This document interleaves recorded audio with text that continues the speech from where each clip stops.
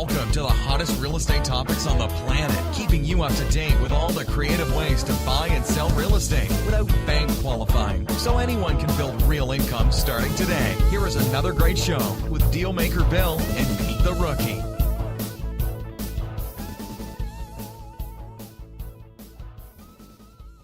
All right, here we are in another episode of Flipping Houses for Rookies, and I'm Bill the Dealmaker. And I'm Pete the Rookie. Pete the Rookie. So how are you today, Peter? I'm doing fine. How are you making out? I'm good. I just had breakfast with my wife and my daughter. Yeah. Kind of a leisurely breakfast, 7 minutes. Yeah. Well. With them on the other end saying, we only have 7 minutes left. We only have 7 minutes yet. We got to get there. It's 9:30. It's 20 after. So much for life of leisure. Yeah, that was leisure for me. 7 minutes. Right. Yeah, me too. I looked at my watch. Ooh, geez, I got to go. Get down the bills. At the back door, and my stove is by the back door, and you walked up. And I knocked. How often do you see me jump? I was like, whoa, where did he come from? It's Thursday morning. I'm supposed to be here. Thursday morning. Anyways, I don't know where my morning went. Em and I went to the grocery store this morning. That's what happened. Oh, really? Yeah, before we even got started. Okay, so enough of that. Grocery store, who knocked on the door, all the stuff that we don't supposed to be talking about. As he continues, if you need hash browns, you go to the store to buy potatoes. Yeah. Know where I go? Where? My garden. Okay. Or my pantry. Let's see what we got out there. It's kind of cool. Coming to the end. Good. All right, so we're on episode number 67, and I am going to call this show... I'm sorry. Oh, Emma, thank you. It's right there, written in front of me, too. We're on episode number 68. Now to be corrected, not 67 anymore. That one. How was that show 67, Peter? It felt like a 100-year anniversary. That was the same year as your age, that show. Yep. Figuring out, I think we named it Figuring Out Real Estate Prospects or Suspects. Yeah. Actually, we should have that transcribed because it was that good. Yeah, well, that's important. That's like, the train track goes this way or that way. That's huge. Right. If you can't figure that out, you'll be beating yourself up. Yeah. Besides losing deals and not doing the right thing, you just beat yourself up. Yeah. And we did a really good job of clarifying. I realized in my meetups and all my other stuff, podcasts and all this stuff, where some of the blogging and emailing stuff that I do, I always clarify what is a prospect. And I realized I had never really clarified what's a suspect, so you can have like the opposites to compare it to. Yeah. It's like there's no information of comparable magnitude to be able to offset what is so. Yeah, you're looking for a prospect, but sometimes it's really easy just to see a suspect and say, well, they're not a prospect. You know what I mean? What it is, what it isn't. Yeah, exactly. Yeah. No, a comparison is best done by knowing both ends, the black and the white, and the light and the gray. But then sorry to cut you off there. But then I clarified that there's actually a third kind, which is the guy that's undecided. So what we do is when we're on the phones, because we've been doing a lot of phone work lately, just dialing for dollars. And what I realized is that there's low-hanging fruit, which is the prospect, and then there's the suspect, and he's not low-hanging fruit. He's below the grass line in our business. He's like dead to us. Yeah. Although I shouldn't say that because I'm training a new acquisition manager, and it's one of the things we talked about the other day that, when I race cars, it's kind of a weird analogy. I come out with all this weird shit. When I race cars, we used to tease all the time, second place is the first place of the losers. Yeah. And I kind of feel that way about the suspects. Suspects are the first place of the follow-up. You know what I mean? It's like situations change, and 35% of our houses that we buy or that I buy or have bought in the past came from follow-up, right? Because situations change. So I like to do a follow-up somewhere, every 3 months, do what I call a light touch. It's not just sending them another letter, an email. I like to talk to people. I'm old-fashioned. I actually believe in two-way communication. Like, you look at me, I look at you. I perceive your feelings, you perceive my feelings, and we share actual mental image pictures with one another, like in front of each other, like for real, like not just some email. Oh, I sent him an email. Well, did they send one back? No. Okay, well, then you haven't completed the actual formula of communication, because it's usually two ways. I tell you my ideas, you tell me your ideas, and and then here we go. You know, and if you're going to buy a house, there's no other way to do it. No, it makes sense that you would talk to them because you already were at that level before. Right. You had made it through the pre-screening, pre-qualifying, chit-chat, and whatever to some degree. You were talking, so you don't go lower on the steps in a sense to me. Right. You know, that'd be like backing up. Like, just keep it at that level. Sure. And, you know, if you wouldn't call them if it ended with, well, screw you too, buddy. So, well, you would. You would. Oh, you really? Yeah, you would. I mean, 2 months or 3 months later, they're not going to be, you know, they're not going to really remember you did that. You still want to screw me? You know, that's how I would start the phone call. You know what I mean? So, you know, but I mean, all my point is that this business is a numbers game, and the more you can outflow, the more you're going to buy houses. Mm-hmm. And if you're not doing that and you just expect to push a button and have it all automated, which is, you know, I have some coaching clients that are trying to do that, and they're not making as many offers. I mean, my steadfast rule is an offer a day keeps the debt away. Yeah. You know, so making an offer a day is not easy.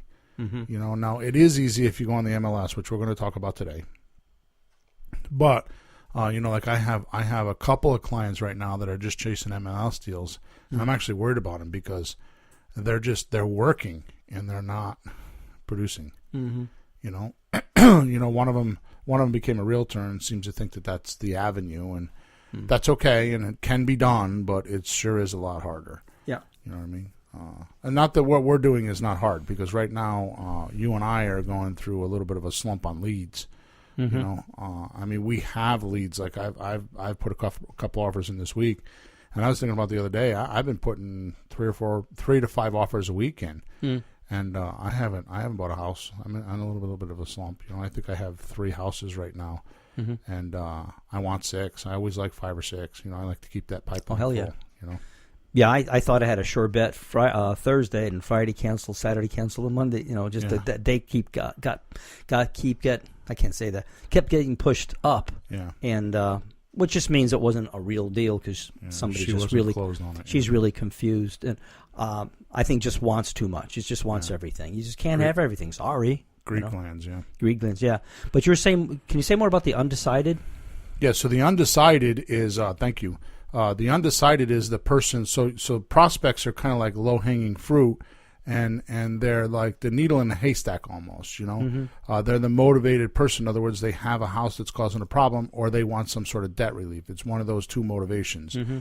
And when I say some sort of debt relief, I'm not talking about the guy that's behind on his payments, because although we will buy those houses, I go very slow and I'm very cautious with them, because I don't want anybody saying I stole their house from them 3 years later after they hit the $1 million lottery, and they come back and sue me saying that, you know, I stole the house from them, which could happen. But I'm in a state that has, you know, if I buy a foreclosure in the state of Connecticut,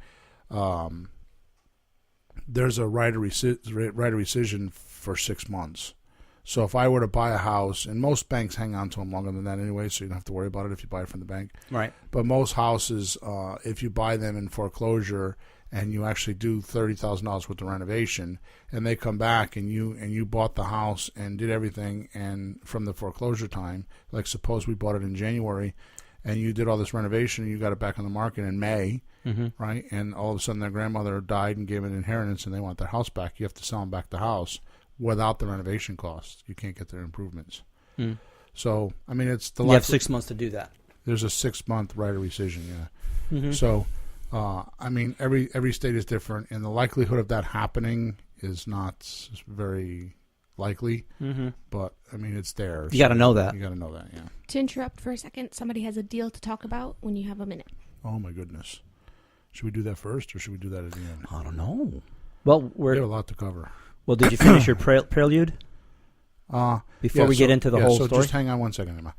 We'll finish our little bit. So, so the prospect, if there's, are they in the coaching? Are they in the finding deals section? I'm not sure. Because I prefer to do it there, but if we have to, we can do it here. We could do it on the post podcast. I prefer to do it there, but so. All my point is that the prospects are, you know, you gotta do a lot of outflow, because it is kind of like a needle in a haystack. Now, it's not that bad, but you know, there are people that are motivated. You know, they're just ready to just do whatever it is you want. And the few that I hit, it's not hard to tell. Yeah. They say yes to everything, and you can tell that they actually need the help, and you can help them. And they're not just sitting there waiting, and I'm going to wait, and I want more money. They have something else that is more important. Right. So the undecided guy is like on the fence. And he is in the coaching. Okay, good. So his name's Jake. Oh, Jake Hebert? Mm-hmm. Okay. I wasn't supposed to use his last name. Sorry. Zip. Cut that out. No. Good. So let's see how the show goes, because I have a lot to cover today, and it might be best if we just do it in the post show. Okay. Thanks, Jake. So is it? Never mind. So he's been emailing me on this deal. I want to know if it's the same deal, but I'm going to just put it on my mind for a second. So the undecided guy is on the fence. Mm-hmm. Okay, so what I've come to realize is what makes me different than all the other guys that teach real estate is that's what I teach, is how to deal with that person that's on the fence. How do you go out and look at the house, do a presentation, and educate him so he knows what you're doing and can make a better decision? Because when he's on the phone with you, he's motivated, but he's motivated to get what he wants, right? So sometimes it's price. He wants full price, and that's totally fine if we can make our money on terms, okay? So my point is that if you actually spend the time and you go through our sequence, right, of how to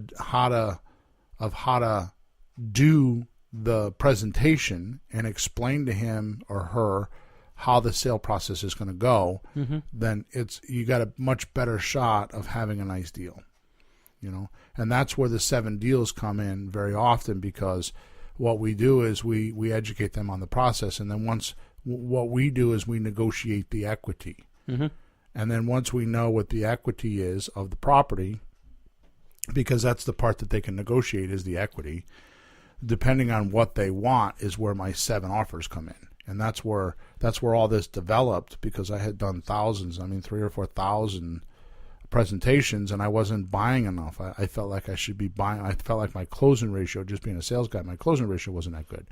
So we started looking at, okay, well, if they have no equity, then what do we do?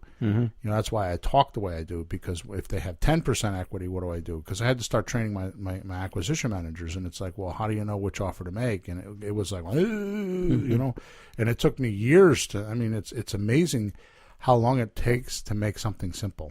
Yeah, it looks really easy in hindsight, though. Yeah. It's obvious, but I'm sure it wasn't. When you're doing 12 or 15 offers a week, and, your head is always full, and you're running from one appointment to the next, and, and we're doing renovations, and plus I had to sell the houses, too. Mind you, we're buying all those houses. I was buying 7 or 8 houses a month, closing on 3 or 4, and then we had to sell all those houses. So I was 7 days a week, 15 hours a day. I just boogied, I don't choose to live that way now, but, I did it. Well, you don't get to this point without doing that. No doubt. Yeah, you have to do that to get to that point. Yeah, and you make it look easy, but you put the homework in. Yeah, well, making the offers, making 12 to 15 offers, even making half of that, making 6 or 7 offers a week, nose to nose, toe to toe, is a lot of work. Oh hell yeah, it's every day. Because it's 60, 90 minutes in the house, and then you got drive time, so it's a couple hours, 2 to 3 hours to just do one presentation.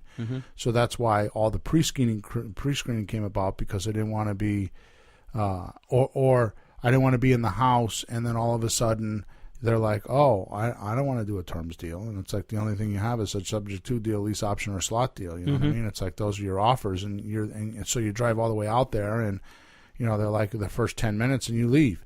The worst part of that is now all of a sudden I got an hour and a half gap in the schedule, and that to me is dangerous. That's when we would go eat ice cream and smoke cigars and buy big fat hamburgers and do stupid shit that we weren't supposed to be doing because we had time, because my schedule was so whatever. That's how we had fun. I never heard this part of the story. I wasn't there. Well, my acquisition manager, we go do crazy shit. I see. We go to a smoke shop and smoke a cigar and just talk shit. House shit, but talk shit. Yes, so Jake says he has to run in 10, so he's just going to email you. Okay. He's got to run in 10 minutes. Okay. Is it the house? Oh, good. Is it the slot deal that he's asking about? Yeah. So yeah, I'd prefer he do that if he could. Yeah, thank you. Sorry, Jake. So I plan on calling him. I think we have an appointment. I think he has an application. I think we should make an appointment. Anyways, I'm going to do all that stuff this afternoon, Jake. So I'll chat with you later. Yeah. So calling the people undecided, you said there for maybe a week or something, undecided. It really is the right term because they don't have enough information to make the decision. Right. Because I've talked to people that they know how things work fairly well. Right. I've sold a few houses. I know how it works. And if they don't want to do it, they got the picture. They don't want to do it. End of story. But the other guy, they have no clue how it works. They're not at the position to make a decision. Right. So whatever they say is going to be wrong. I mean, you don't buy the car until you kick the tires, drive it around, do all that, ask lots of questions, and see how it works. And they haven't done that. So it's not fair to us or them to say, oh, never mind, goodbye. They don't have it straight in their heads. Right. Neither can we go out there and explain it to everybody. Mm-hmm. That would take too long. Right. But at least on the phone we get something so we know if there's a chance that we can explain it to them, but they might be amenable to doing it. But undecided is really what they are. Emma gets kudos for that. She chose that word. We spent an hour going through the dictionary. Told she you, chose it. We're good with words, me and Emma. Oh, good. Naming things. Go ahead, Em. So Clifton has a question. He says, what if you get a FSBO or a realtor that is demanding a down payment or they will not deal with me? Yeah, so we have a special word for them. We just covered that. Suspect. Even as a realtor? Yeah, so he's saying that the realtor, it's a he, right? Yes. So what was his name? Clifton. Clifton. So you're saying you have a realtor or FSBO. Or FSBO, and they're saying what? That they will not deal with him unless he gives a down payment. Well, is this a hypothetical question or an actual situation? Yeah. So you're saying that they won't even accept an offer from you unless there's a down payment? Yeah. So why don't you clarify that, Clifton, so we can make sure we're answering the question correctly. So we're going to just keep chatting them until... So what I want to cover today in today's show, because I want to move on here. So that was kind of like a spillover from last week's show, which if you have not listened to it, I really, really, really strongly advise you go listen to show number 67 because we covered in great detail. You said right, that you were correct. Okay, so we covered in great detail that the difference. And I have to tell you, if you think for one split second that you want to be an investor, do anything like what I'm doing or what Pete's doing or anybody you know in my shoes, you have to understand what we covered in number 67. Because if you don't, you will spend a lot of time doing a lot of stuff that means nothing. In fact, Clifton is a perfect example of that. So he has a realtor or a FSBO that's telling them before they can make an offer, he has to have a deposit. So let's just put it in the car business. Suppose you saw a car online and you wanted to go look at the car online, right? You know, the guy has a car in the lot, and you call him up and like, you know, I want to come down and take a look at that car. And the guy's like, well, send me over a deposit before you look at the car. What would you do? Yeah. Next door. Yeah, you know what I mean? So it's like you wouldn't go look at the car. So that's the same scenario, Clifton. That I've never even heard of that before. So I think that you just got a complete suspect there. You have somebody that now I want to clarify this because I want to make sure there's not a confusion here, because if they're asking for a deposit to look at the house, that's one thing. But if you've looked at the house and they're asking you to make an offer, like a purchase and sales agreement, then they're going to demand a deposit at that point. So I want to make sure we're in the right ballpark here. Okay, so if it's just a look at the house and talk about the house they want a deposit, then they're a suspect. But if they're asking you to present an offer and make sure there's a deposit check, that's just a conventional way with a realtor. A realtor will not present an offer without a deposit. So if you draft a purchase and sales document, you're going to have to put a check with it to make the offer. Mm-hmm. And they call it an earnest deposit. And the reason why is because they want to make sure you're real. Earnest means that you really mean it. You know, mm-hmm. It's an honest. Well, they can't offer. They can't waste time on people just hold the house for me. Right. You want me to hold the house? Put some money down. Right. But at the same time, if you do actually just a FSBO, yeah. and it's just no realtor, it's just a FSBO, right. and they want a deposit. Well, if you go do a lease option or some kind of transaction like that, once you find a buyer, if you get a deposit of $20,000 on our end, if they need $5,000 to move or something, give it to them. Right. Give them something. Give them a piece of that. Yeah, we're going to talk about that. So. Yeah, so I mean, there's deposits in that sense, but that's they have to wait for that too. You don't just like, here's a bunch of money. Yeah, so you should clarify with us which one it is. So, do they want the deposit to go look, or are they actually looking for a written offer? There's a difference there. Yeah, I still think this is a hypothetical question. He said if there's a realtor or a FSBO, because you can't have both. Yeah, it's not FSBOs don't have a realtor; it's not for sale by owner. Yeah. So I mean, it might be a hypothetical question if it happens. Which is fine. Yep. Mm-hmm. Okay, good. So let's get back to our topic. Seeing as how we've done an overspill, we've done an overspill on our last show. Which I can't emphasize enough. If you haven't listened to it, you should go listen to it. It's very important. Yeah, we should have stars. Say it again. It's not out right now, but you can watch it on the Facebook page. Oh, yeah. We should have stars besides the podcast that are like really critical. Yeah. Like some are.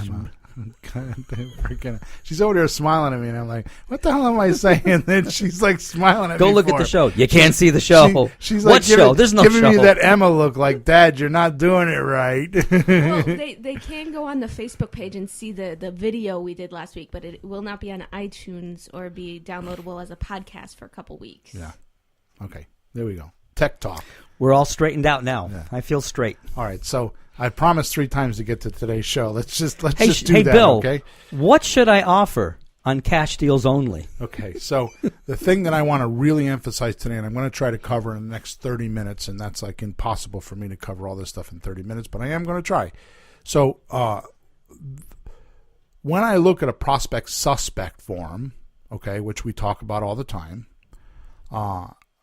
I kind of look at it, I look at different things, and I've been asked this question many times, and I kind of come out with a few different answers. But as I look at a deal, I'm thinking to myself, am I paying cash for it?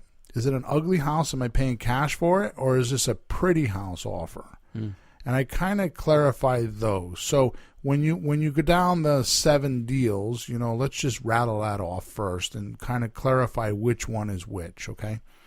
So number 1 is a slot deal. That's a pretty house. Number 2 is an option deal. That's a pretty house. Number 3 is a lease option. That's a pretty house. Okay? Number 4 is subject to. That could be a pretty house or an ugly house. Okay? And if you look at each deal, you'll understand once I make this statement why they're pretty or why they're ugly. See, if we're going to put money into a house, like for renovations, then we want to make sure the deed is in our name to protect our asset, to protect our money. Okay? Yeah, you don't want to pay for someone else's renovation in their house. Exactly. So on a slot deal or an option deal or a lease option deal or a subject to deal, if you don't need to do repairs, then you don't need the deed in your name. You can just get the option agreement and control the property. What did you say on a subject to? Yeah, some subject twos are pretty, and you get the deed, but you don't have to put money in. You know, so you can. So, but you would have the deed in that case, right? But listen to what I'm telling you, because this is important. A subject to deal, sometimes you buy them and people just give you a title and you take over the mortgage payments and you have no money into it. Right. So it's like buying a lease option or a slot or something like that. Sometimes you'll buy a subject to deal and have to do $10,000 worth of repairs. Okay. That's why you definitely need the deed. So you definitely need the deed. But my point is that it could go either way. A subject to deal could go either way. It could be pretty or it could be ugly. Yeah. Okay. So number 5, which is rehab retail, speaks for itself. You need to make sure you get a deed. Okay. So that's an ugly house. Wholesale is an ugly house, but you're not going to get the deed because you're going to actually buy the house and sell the house, and your end user is going to get the deed. Right. Okay. So technically, that's one of the 4 or 5 ways that you can buy a house with only $100. Okay. Although I don't talk about it because a lot of times when you're buying a house on wholesale, they want a $1,000 deposit, not $100. But you could, back in the day, we could buy houses for $100 and wholesale them. Okay. It was just paperwork. Right. You didn't actually do a transaction. You just did paperwork. So you would buy the house, sign a contract, and assign that contract to your end user or your flipper or rehabber. Right. Right. And then Number 7 is a lease finance. I'm sorry, lease finance. Where the hell did that come from? Owner finance. We have an 8th category. Yeah, evidently, is owner financing. Now, owner financing can go both ways. It could be an ugly house or it could be a pretty house. Mm-hmm. The reason why is because the owner is going to actually have a real closing, and you're going to actually draft mortgage documents, and you're going to do a deed. Mm-hmm. Okay, so I've bought them both. I've bought owner financing, and they're stunning, beautiful houses, which is usually the case because people that own their house free and clear usually have money. They take care of the houses. They cut the grass. They fix everything. They're a little bit harder to buy. But you buy one of those a year and you're in good shape because those are the monster deals. Those are the big fat deals. Those are the deals that that's the one I talk about in my videos. I bought a house for $260,000, sold it for $260,000, made $84,000 because it's all in the paper. But that was a pretty house. Okay, so let's talk about ugly houses first. Okay, and how you make money with those. And how I'm going to actually give you formulas. So if you're listening to this podcast, I strongly suggest at this point you pause it, get some paper and a pencil, because honest to God, I'm going to go over numbers. If you don't have pencil and paper at this point, I suggest you go back and listen to this podcast again, because I'm going to give advice I would give to my coaching clients. So I'm going to get into some really cool stuff. So I'm just like giving away the store today. I feel generous as hell today. So you had breakfast. I had breakfast, with my wife and my daughter, and you were here too. Okay, so now you guys have heard me talk about this stuff before. I'm going to go into it a little bit depth. So always understand this: an ugly house is always a cash deal. You're not going to do a lease option or a slot deal on an ugly house. Now, you can do a wholesale deal, but nowadays, if you're buying from the bank, they won't let you do assignments. So you have to actually purchase the house, use a transactional funding source, and buy the house, and then a week later sell it to your end user. Okay? Yeah, they specialize in like short-term loan for that purpose. They give you loans for like 30 days, because 2 weeks or whatever. Yeah, because it happened that you used to be able to just assign, but it's a little fussier now, so you have to actually. Right. So the federal government does not like us making money on them. They feel like their money is the most important money, and they're the only ones that are allowed to make money. Nobody else is. Wait a minute. We're the people. Yeah. Well. Okay. That's another show. No, we're not having that show, okay? Not today. We can talk about it at lunchtime, but we're not doing it over the air. There's a special Friday morning show for that. Yeah. That's the bitch and moan show. Okay, so we get more people listening to that one. Just bitching and moaning, though. Not doing anything productive. So let's stay productive. Okay. All right. So, but I want to clarify something here that's a major confusion. A lot of times when I go over this stuff, I find when I'm doing my lectures and my meetups, and I'll have people that are around me for some time, and this even happened to you. It's like, so I want to clarify it up front. Yep.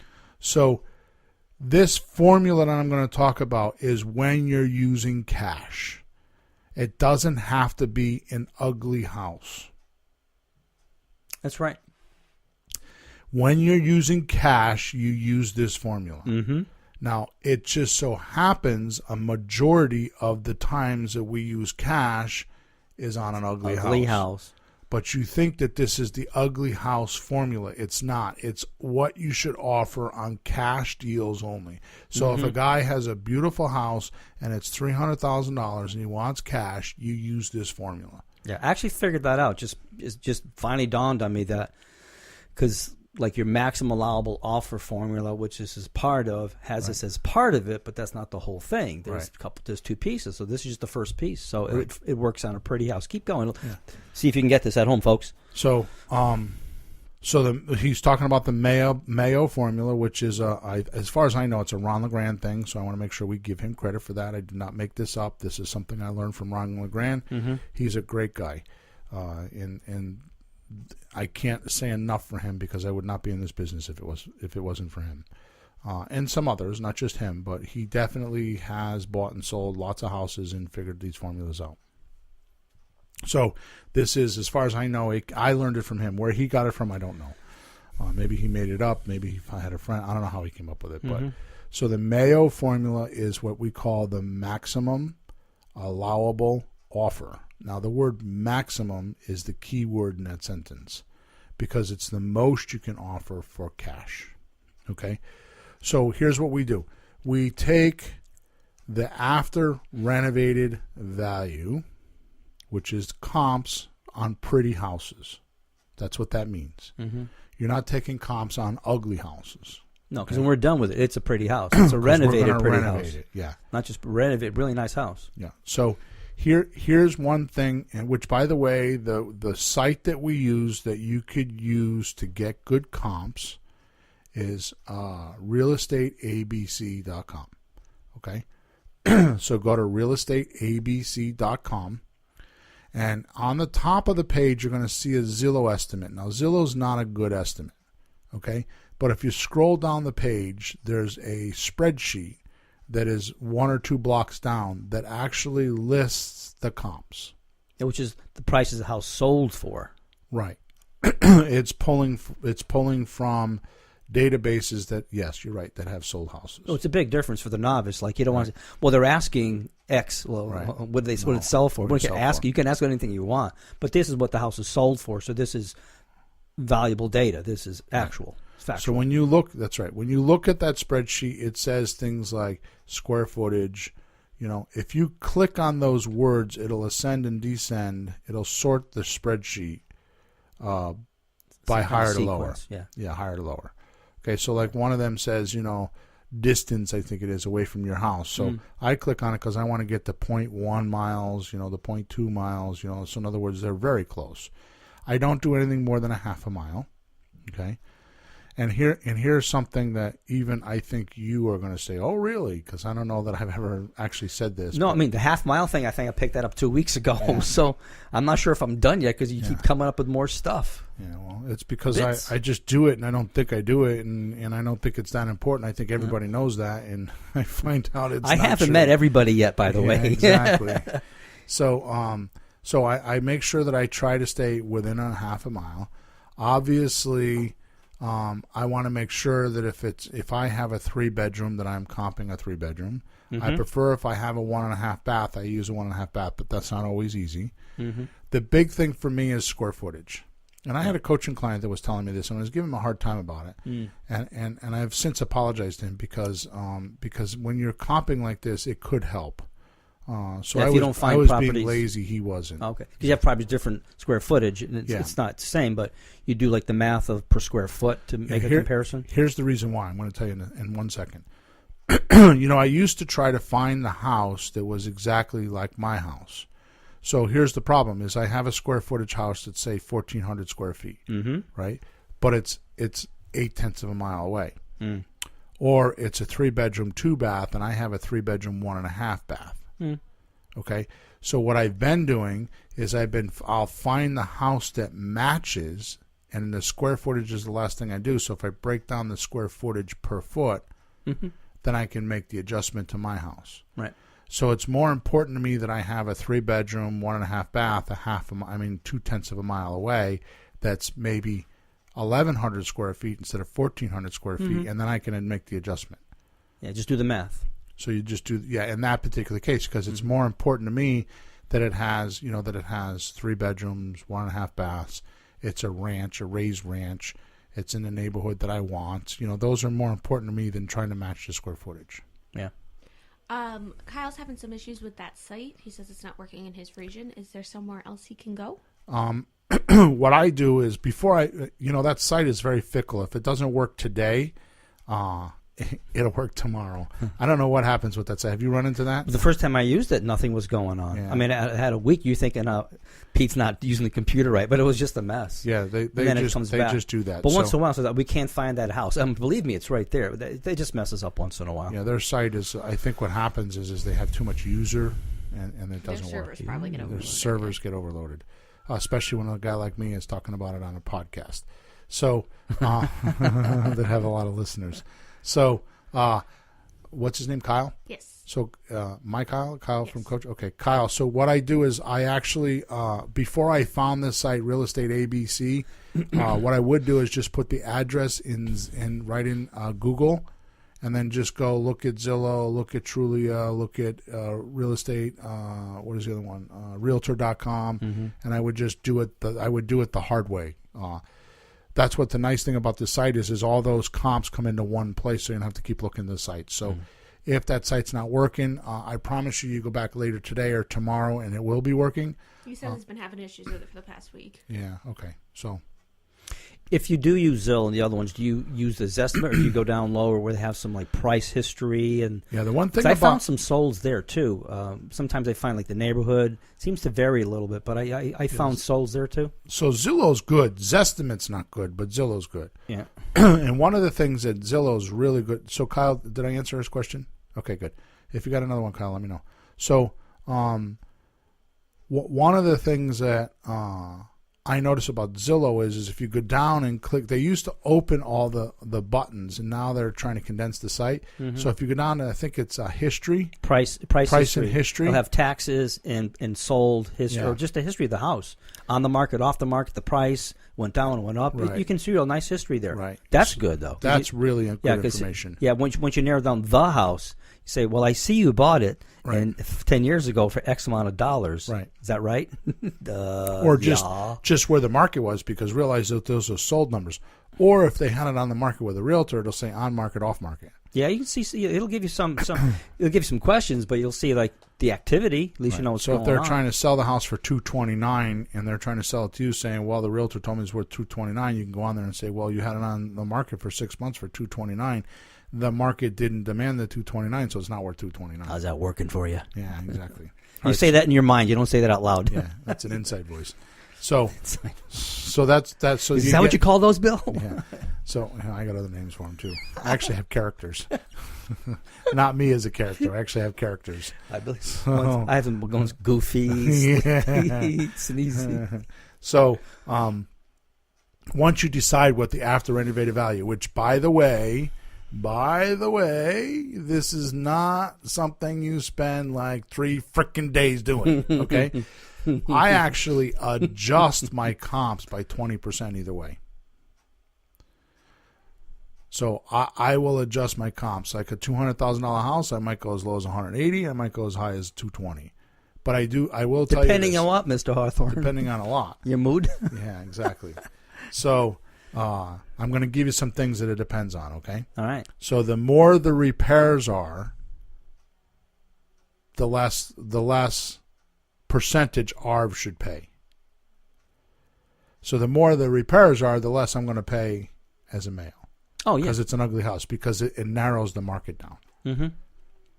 Okay. Wait a minute. You're talking about, I think I got lost. You're talking about what you think the ARV is going to be? Yeah. So if you do more repairs, does it make the ARV go up or down? It would make it go down because I would have less competition. But wouldn't the ARV go up because it's a better house? It's not a better house. It's an ugly house. No, for right now. But I'm talking about ARV when it's repaired. What you're ultimately going to sell for? Would it go higher because you did a lot of more renovation? I didn't do the renovations. I haven't bought the house yet. No, but it's still the ARV. Okay. After renovated. But I haven't done the renovation.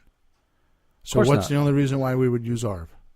To determine what the Mayo what the Mayo is, what your offer should be. Right. So that's why you're talking about when we're selling the house. Because ARV is the price of what the house will be when it sells. No, it's not. You're hoping it will be. No, it's not. It's not? No, because once the house is pretty, it's now a comp. It's a whole different ballgame. ARV is a fictitious number, so you can do your math. Mm-hmm. So it's what you're estimating that it would be, what the comp would be when it's done. Mm-hmm. I can't tell you how many times I renovate a house and it comes out freaking spectacular and I get 20% more than what I was thinking I was going to get. Well, that's what I mean. If it's a really good reno, you could expect more. Right. So, but the ARV on whether my ARV is up or down, right? Mm-hmm. So you're not sure what actually will happen until it's done? Right. Okay. So you're being a bit conservative just to be Sometimes safe. I will be if it's a really, in fact, I was going to go over that. I think what I'm going to do is do the Mayo Formula and then come back to what those are. Okay. Because I think it'll be easier. Okay. Okay, so we're going to take ARV, the after renovated value, say it's $100,000. we're going to multiply it by 70%. Okay.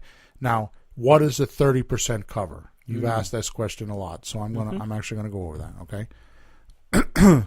So 1% is for closing cost to buy. Okay. This is the 30%. This is how it adds up. Okay? Right. 1% is the closing cost to buy. And that doesn't include the down payment or anything like that. That's just the legal fees to get it closed is 1%. Yeah. Okay. Holding costs are 1%. Okay. And that doesn't include the interest for your private money or anything like that. It's just like the electric bill, the insurance bill, the tax bill, all that kind of stuff. Property taxes. The actual expenses of the house as it sits there. Yeah. So every month you're going to have expenses. Yep. Okay. You're going to have to have about 5% for the sales cost. That's to sell the house once we're done. It's about 5%. Okay. Now, whether we sell it on our own or whether we sell it with the realtor, it's going to average about 5%. Okay. Now that number could be adjusted a little bit, but that's what I use is 5%. Right. I want to have 20% for a profit margin. Sounds good to me. Right. Yeah. And then I want to have a miscellaneous factor in case something happens, a screw-up fund or whatever you want to call it, is 3%. So it's 1% for buying, 1% for holding, 5% for sales to sell the house, 20% for profit for me, and 3% for a hedge factor or a mess-up factor. And that's 30%. Makes sense. Well, it's obviously holding costs and profit, but that breaks it down so you know what they really are. Right. So the Mayo Formula with the 30% includes our profit, includes our screw-ups, includes our closing costs, buying and selling, and it kind of absorbs all of that. Okay? So you're going to take ARV minus times 70% minus repairs is your maximum allowable offer. Now, repairs, I average because I've done so many deals, I just went through and averaged my average renovation costs. So I averaged my average renovation cost. It's a play on words. I didn't realize. So I've done so many renovations that I just took the average number. The number for me is $25 a square foot. Okay. So with repairs, there's two things. You can do renovations or you can do remodels. Now, renovations are remove and replace the kitchen, remove and replace the bathroom, paint the walls, remove and replace the floors, meaning rugs or something, refinish the floors, remove and replace the bushes, put new bushes in. Sometimes it's remove and replace the siding, remove and replace a window. Okay, so you're not restructuring the house. Renovations are what most of us do. Okay, remodels are when you're actually moving walls and you have structure. I can tell you probably the best way to know the difference between the two, between renovation and remodeling, is whether you hire the mechanical guys. In other words, do you have to hire an electrician? Do you have to hire a plumber? Do you have to hire a heating guy to put a new furnace in? Although renovations are remove and replace, you can put a new furnace in, but are you going to change the type of furnace or build a furnace room or put a moving plumbing, rerouting things? In other words, like the Lucy Street house I did was a remodel. I got a 1,400 square foot house or 12 or 1,300 square foot house, and I spent $43,000 on it, which ended up being $50,000 when I got done. Okay, these formulas don't pertain to that, and the reason why is because we added rooms and we redid a basement, but I had to hire a plumber, I had to hire an electrician, I had to hire all those mechanical guys. We did heat. I had a heating guy there. It was all of that because we moved hot water tanks and stuff like that. I mean, it was a little bit more built rooms, made bedrooms. Yeah, it was a little bit more exclusive than all that stuff. So, are you saying that this formula applies to renovation, not remodeling?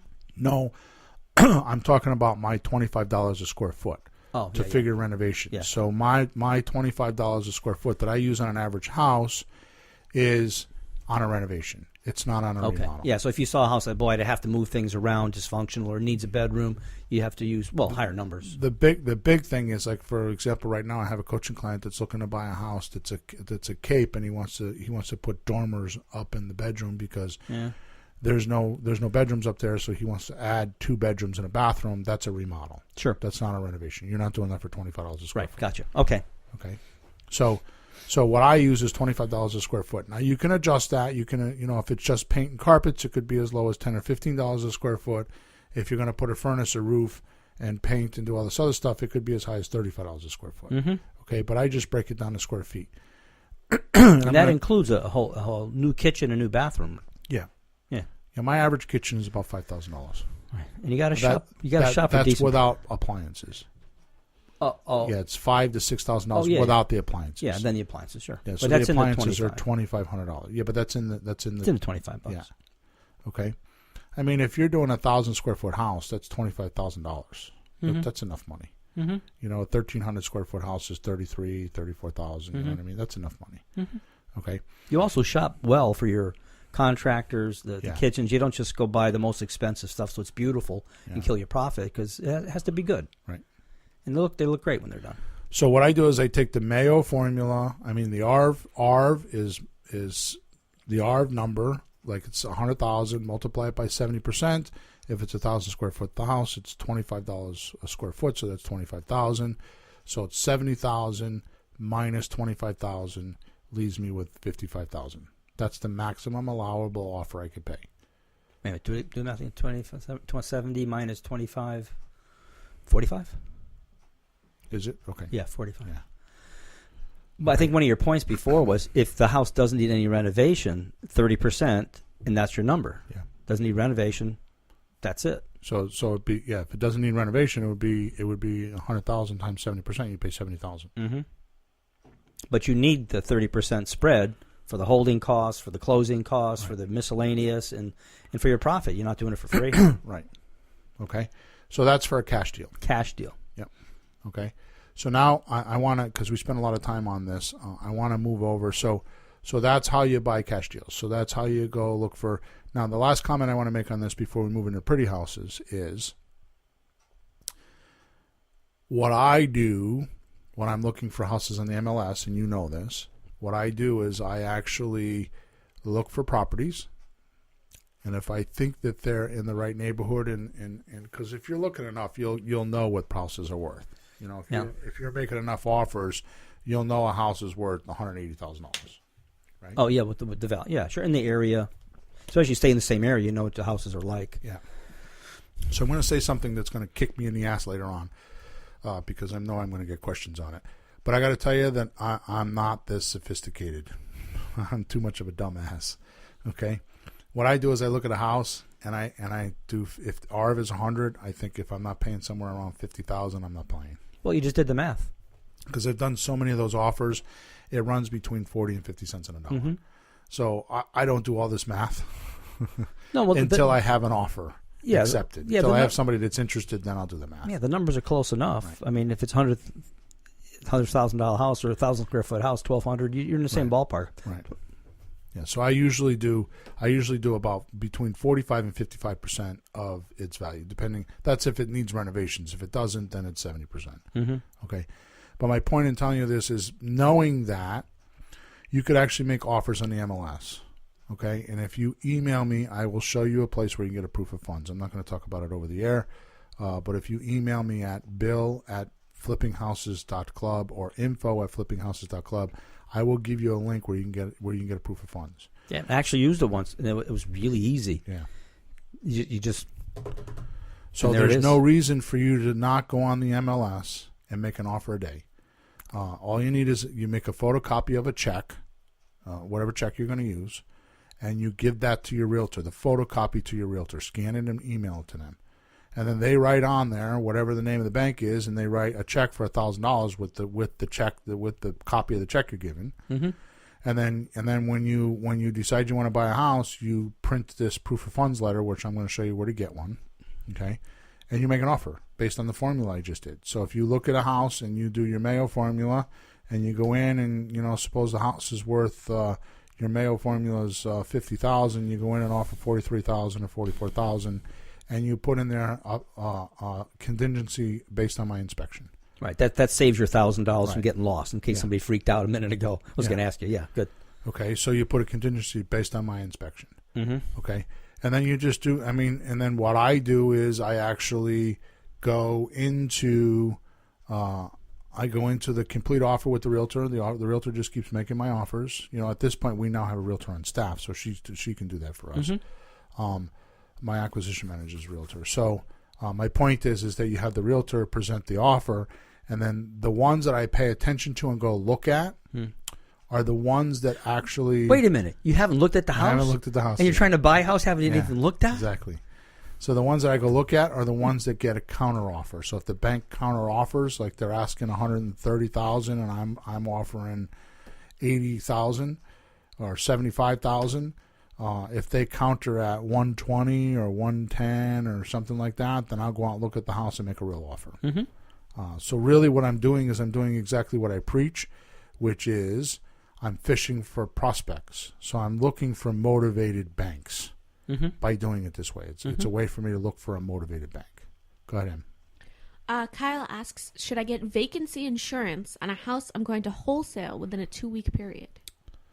Yes. Because you don't know you're going to wholesale it in 2 weeks. Unless you have a contract already. Easy answer. Hey, whatever it is, it can't be much money, though, for a short term. It's actually a trick question. It depends. Did he close on the house and he owns it, or is it still in the seller's name and you just have a contract?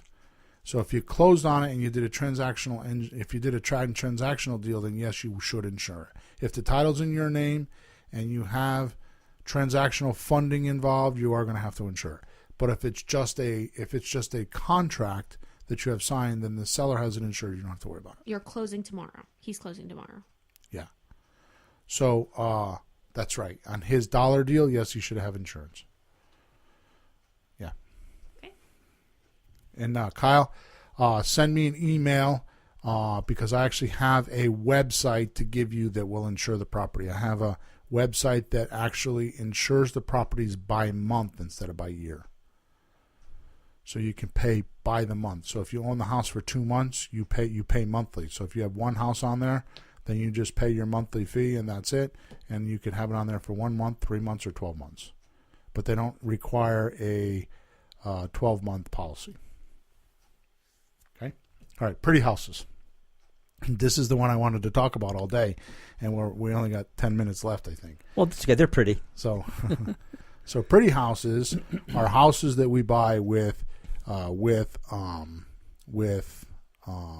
terms? Yeah, I'm sorry. With slot deals, with option deals, with lease option deals, sometimes subject to. Those are the main four. Okay. And owner financing, if you're lucky enough. Owner financing, if you're lucky enough. If they got Greek lands and they want big numbers, then you can buy it with no down payment. Okay. Now, here's the thing I want you to understand. When you're buying a pretty house, you're getting terms for more than 12 months. Cash deals or private money deals are 12 months and less. Mm-hmm. Okay, so when you go do one of these ugly houses, you're getting a loan for 12 months or less. Okay. Terms deals, which I call, we defined that last week, didn't we? You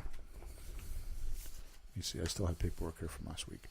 So a terms deal is any real estate transaction in which the seller allows the buyer some length of time, a term, to be paid in full. Mm-hmm. So it has to be over 12 months. Mm-hmm. Okay? Those deals are more than likely going to make you cash monthly. Okay? So when you're looking at the formula, it's cash now. Now, which go back to ugly houses. The ugly houses, if you look at the formula, cash now, cash monthly, cash later, they're only giving you cash now. Mm-hmm. So it's one of the three deals, which is why we poo-poo those deals. Okay, because it's really cash later because you got to wait. Yeah. You got to work for a few months and put money in, and then you get. But it's one chunk. The point is that cash now means when you sell the house. Yeah, it's a chunk. Yeah, when you sell the house, not while you're holding it. Yeah. Okay. Yeah, I'm only being funny because And now it's like you have to be a little patient. Problem is you got to get the house ready to sell it, and that's not the now part. It takes a few months to do that. Yeah. Okay, and then a few months to sell it. Yep. Because you're looking for cash. Mm-hmm. The pretty deals are cash now, so you can literally buy a house on the 1st of October and literally close on it by the 5th of October, right? And put it back on the market by the 6th of October, and by the 15th you can have it sold. I mean, it could happen that fast. It's not likely, but it could happen that fast, okay? I've done those deals where it goes bing, bang, boom, okay? Now imagine this. So if you're buying a $100,000 house and a person had to get a mortgage, how much do they have to put down if they were to get a mortgage? Well, at least 3%. Because it's an FHA. Right. Right? If you were buying a $700,000 house, how much do they have to put down? Yeah, FHA doesn't go that high, so they're back in regular conventional mortgage. You got up to 20 now. 20%. So 20% of $700,000 is $140,000. Do you ever have to pay 20 on a $100,000 house if you have bad credit, or certain people would still have to pay 20? No. So 20% is for somebody that has good credit, and the reason why they want 20% down is they take away the PMI, the pre-mortgage insurance, right? Because you're not secure yet. So if you put 20% down, the banker feels like that's enough money that you're not going to squirm on the deal. He has enough equity to protect the bank if something goes wrong. Right. But I'm just saying, are there circumstances, even a lower price house, or certain people have to come up with more than 3% or 5%? Oh yeah. Yeah. Okay. Yeah. But FHA doesn't go off of credit. Mm-hmm. So what you're saying is two different things. Okay. But if it was a bank, yes. Mm-hmm. But if you go with FHA, they don't go off a credit score. Okay. Okay. So my point is on a $170,000 house, it's $140,000 down. So maybe the guy doesn't have $140,000, right? Right.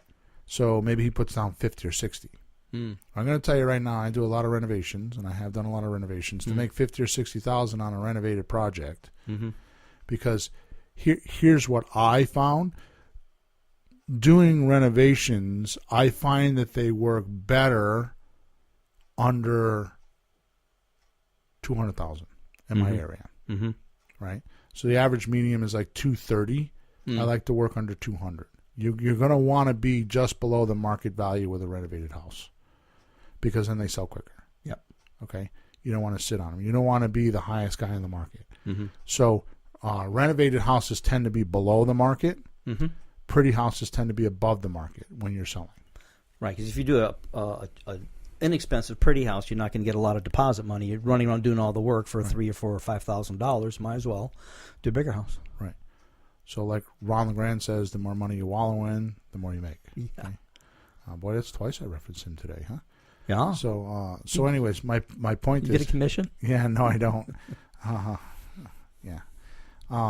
My point is that with pretty houses, all you're buying and selling is paperwork. When you're doing ugly houses, you're buying and selling houses. Right?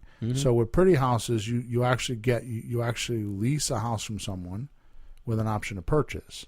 They give you a vacant house that's pretty. You don't have to do renovations. You don't have to do anything. All you have to do is market it. You go find somebody. Let's say it's a $400,000 house, right? If they had to go do a conventional mortgage, they would need $80,000, right? Maybe even 10%. That would be $40,000. Yep. Right?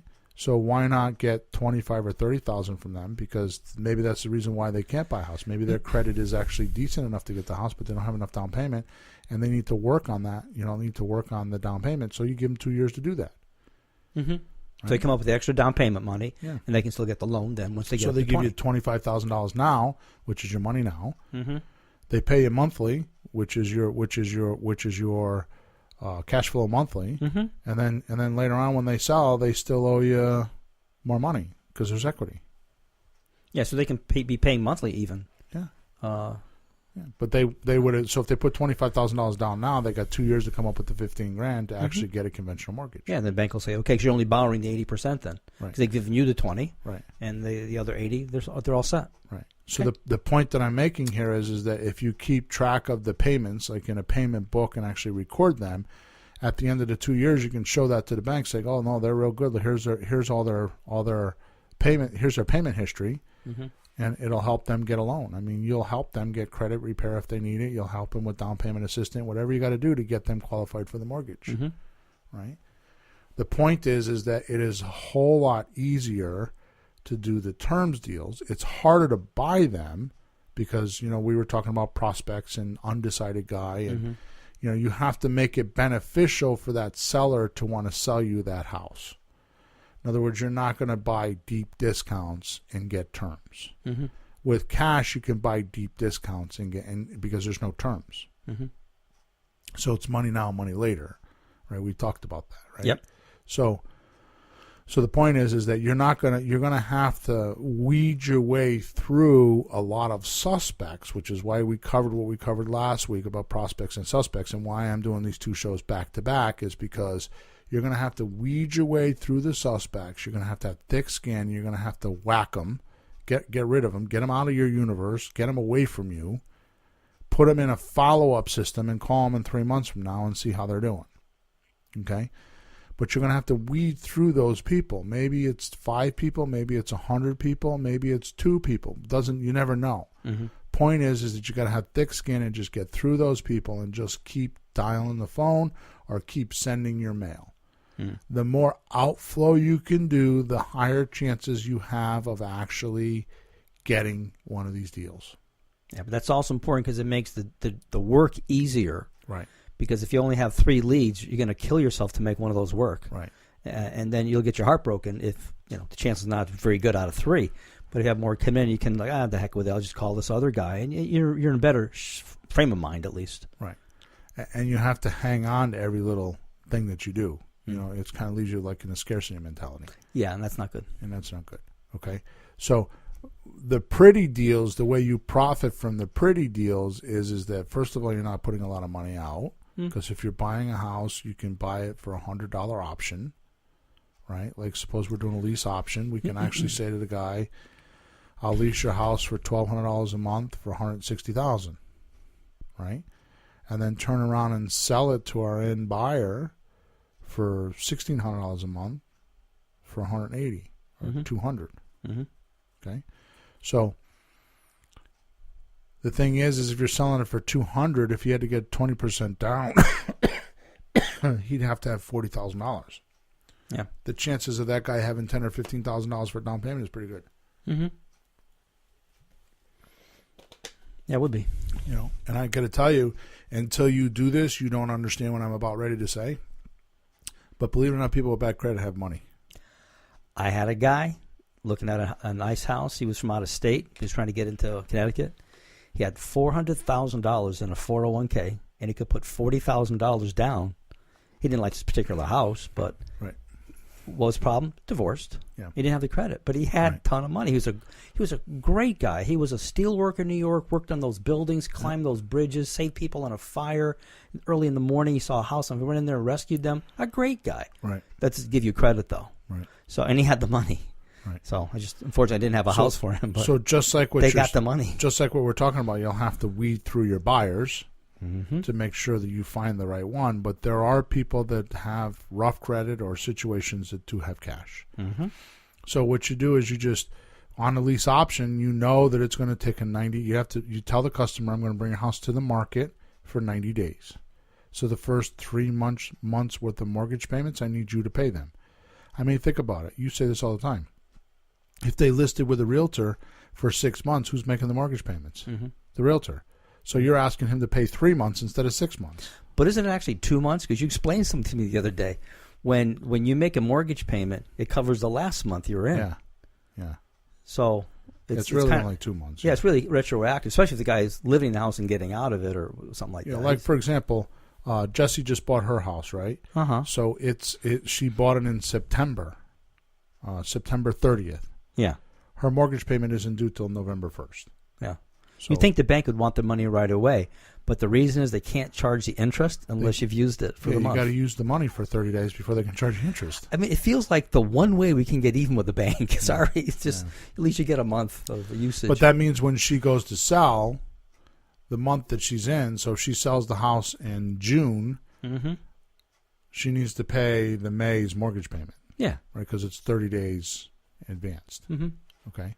Yeah. So So it's really only 2 months that they're giving you a free rent because they lived in it for the month that they're paying. But to your point, what I'm saying is that you can bring a house to the market. So if I get a $400,000 house that has a $2,000 a month mortgage payment, I give the guy $100 for an option deposit, and then I have control of that house for 3 months. I'm going to push that house like mad because I only have 1, 2, or 3 of them that I'm selling, and I'm going to go find someone that has $30,000, $40,000, $50,000 for a down payment, right? And isn't that the same amount of money you make on a renovation? Right. But what have I done? You've done it in probably less time, less aggravation. More importantly, I could probably do it within the first 30 days. Yeah. And you didn't need money to do it. You didn't have to borrow money, private lenders, and it's the same amount of money on a slightly higher priced house, not a cheap house. Well, you can do it on cheaper houses too. It's just you got to do more of them because you're going to get $5,000 or $10,000 down. Yeah, and if you're starting out, $5,000 is great. Look, honey, I made $5,000. Right. Nothing to sneeze at. Right. But you're not doing it. You would. He won't though. He wants 30, 40, 50. Because if you're used to doing a renovation, and that's what it is, you're thinking those kinds of numbers, and it's your lifestyle. Yeah. I could tell you when I average my renovations, I think I average $25,000 or $28,000 per house. When I do terms deals and renovations, I average $43,000. It's a big difference. Okay. Oh, when you combine the two of them? Yeah. Wow. So leasing is more it's leasing, and those numbers bring the average up. The deposits. Well, you know what struck me in this, and no one ever talks about this, but I know people new at this are going to be scratching their head. How can you make more money than if somebody's willing to sell, whatever? If you just buy a house, one person, one selling, one buying, there's just 2 people in the room. Right. And the price is the price. You have to negotiate and bicker over the money. When you do a terms deal, there's 3 people involved. There's the buyer, the seller, and the guy coming in. Right. And there's time involved where there's cash flow steadily coming in. It's like having a renter. You're making money on rent. But it's the third person that's funding some of that money that goes to both parties because it's stretched over time until he cashes out. So there's 3 people. And money's coming from not just the house, but the guy moving in. So that made sense to me. Well, how can he sell the house for more? Well, because it's stretched out like that. Right. It's just another part of the formula. Right. But people usually selling, all right, how much do you want this bottle of water? Right. There's not a third person involved, but there's just the creativity of this, including the third person, makes these things actually work. Because you're helping the third guy, too. It's not just you, the seller, buyer. Well, you're helping the seller sell a house he can't sell or is having trouble selling. Yeah. And you're helping a buyer to buy a house that they can't buy. Mm-hmm. And then you make a living in between, a good living. A little triangle there. Right. So when we talk about pretty houses, notice it took us 10 minutes to explain how to do a pretty house, and it took us most of the show to explain how to do the ugly house. Mm-hmm. It's a lot more work. Now people have made millions of dollars doing ugly houses, right? Buying them and selling them, all making offers on MLS, buying them from banks, and there's nothing wrong with that. Mm-hmm. It's just it doesn't have to be that hard. Okay, it doesn't have to be that hard. Now, the hardest part of the pretty house business is finding the leads and pre-qualifying them and pre-screening them. Mm-hmm. Okay. So, or pre-screening and pre-qualifying. And we went over that in last week's show in great detail, which was show 67, okay, which was called Figuring Out Real Estate Prospects and Suspects. Mm-hmm. Okay, so you should listen to that show because we went over how to pre-screen and how to pre-qualify. And that's the reason why I went over that stuff, because that's how you're going to find your motivated seller for pretty houses. So that's why we go through all that. And what I was trying to tell you before is my forte, and where I'm different than most, is the ability to sit in a house, pretty or ugly, and make that offer that's conducive to them selling to me. Yeah. And it's really remarkable to watch. I've seen a lot of these. And the difference between the person when you walk in the house and an hour and a half later is night and day. Because they really didn't understand their options, what could happen, how it could be done, and just the whole process there.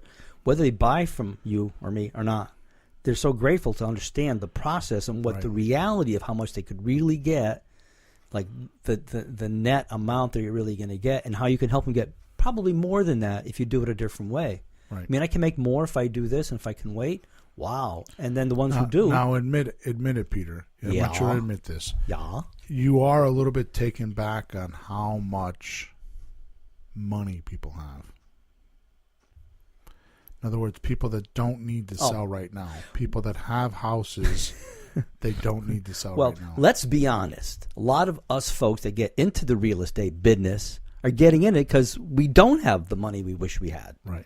And we can't afford to just give our house away or wait. We can't. That's why we're doing this, because we want to make money. And to run into somebody that's not in our situation, it's different. If we had lots of money, we'd probably just be private lenders, and maybe we'll be that one day. Right. But this is too much fun to do this. We got something to do in the day. Right.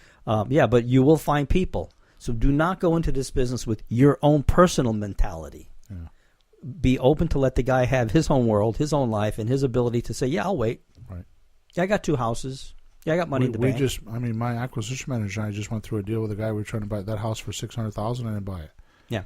He was an airplane pilot for 40 years and had plenty of money, and money was not the issue. Just wasn't the issue. He's got a $700,000 house just sitting there vacant for a year. Yeah. Or a year and a half. He just spent $11,000 painting it and thought nothing of it. Mm-hmm. Thought nothing of it. So you start talking to people, you're going to realize that it's a different world than what you're used to. Yeah, that's why I say don't think, shut up and listen. Yeah. And don't impose your limitations on the other guy. If they can do it, they can do it. Right. Don't stop the deal. If he stops, it's one thing. Don't you stop the deal. He would never do that. You don't know what he would never do. Just let him make that decision. Yeah. All right, good. So to find these deals, you can go to flippinghouses.club/finding deals. Right, Emma? Yeah, so it's flippinghouses.club/finding deals, and you can see how I actually find these deals, how I pre-screen them, and how I do that. Okay, so it's that's where you should start. If you're listening to this podcast, you want to know where to start there. So go to flippinghouses.club/finding deals. And for those of you that have been on my website and realized it was a bit of a disaster, we are revamping it. It should be done in another couple weeks. So sorry about that. We thought it was working, but evidently with the support tickets, we found out that we needed to improve it. So we are doing that. There's a lot of stuff on that website. Is it too much? Yeah. So that's just me and poor Emma dealing with my ideas every 2 or 3 weeks. Let's do this. Let's do that. Anyways, if you need help, you can reach me at info@flippinghouses.club. That's info@flippinghouses.club. I actually answer all the support tickets, and I'll be glad to help you with whatever, if I can. If you want private coaching, you can go to flippinghouses.club/advanced coaching. I actually have a couple slots open right now, which I haven't had in quite a while, so we're going to be closing those slots up soon. So that's at flippinghouses.club/advanced coaching. Okay, Peter, so we went way over today, another 10 minutes. And but I think we covered a lot. Mm-hmm. I think we really kind of figured out the difference between the profits between ugly houses and pretty houses, and why you would want to do one and why you wouldn't want to do the other. Now, here's the thing: is don't make a decision. I want to just do pretty houses and I want to just do ugly houses. That was the point of my show today. The thing I like best about your system, people I think catch on this as they work through it. You have 7 ways you can buy the house. Yeah. Just buy the house as it stands, whatever the house can do, whatever the seller can do, and whatever you can do. It is what it is. If you can make a deal, make the deal. If you don't want to do it, don't do it. If you can't do it, you're not up to the point, but I want to do one of these, one of those, but whatever comes my way, I'll do. So just realize this, okay? I'm going to drop this bomb at the end of the show. I didn't even know I was going to do this. So when you're if I'm selling you something, okay, either one or two things can happen. Either I can sell you on, yes, you need this bottle of water, Pete. Mm-hmm. You got to have this. You should give me money. Mm-hmm. And I close you on that. Yeah. Or you close me on, I'm not thirsty, I don't want water, and you give me plausible excuses, and I believe you. So I sold you. So you sold me. Okay. Okay, those are the only two things that can happen in a sales cycle. Okay? So what tends to happen for most people, the reason why they don't like sales is because they get an objection, stall, or resistance, like I need to think about it or I got to talk to my wife, and they don't have a persuasive enough answer to keep talking about it. So it stops the communication. They don't know what to do. Mm-hmm. So without their control, the seller, or in this case, the person I'm trying to sell to, stopped me. He sold me on he needs to think about it, and I believed him. Mm. Yeah, that's a big decision. He needs to sell it. Mm. Okay, so he stopped me from actually buying your house. Okay. Mm-hmm. So the reason why the 7 offers came up is because I had those objections. Like, I owe 100% money on the house. Mm-hmm. And it would stop me from doing my sales pitch because I believed, oh, well, he closed me. There's no way I can buy his house. You understand? Oh, yeah. I never realized that you could consider that an objection, but until you had these formulas, it was. So I started. I had to start inventing these things or figuring out. Well, how can I buy that house? Mm-hmm. And I got to tell you, we would go through my acquisition manager. We'd ride around in cars and do presentations and talk about it for hours on how we could do some of this stuff. Holy cow! I mean, some of it is not just like, you know. Mm. So my point is that it's such a blessing to have them now, these 7 ways. Because no matter what the person says to you, well, my house is worth $100,000. I want $100,000. Okay, here's how we do it. Yeah, and if you want to do wholesale deals, well, can't help him. So you can't go in with your preconceived notion of which one offer you're going to make, because there's 6 others that could happen, and you're walking away from it. That'd be silly. So it doesn't matter what they say to you. You have an offer to give them, and that's the glory. Now, whether they'll accept that offer or not, it doesn't matter, but you still had a chance to talk to them.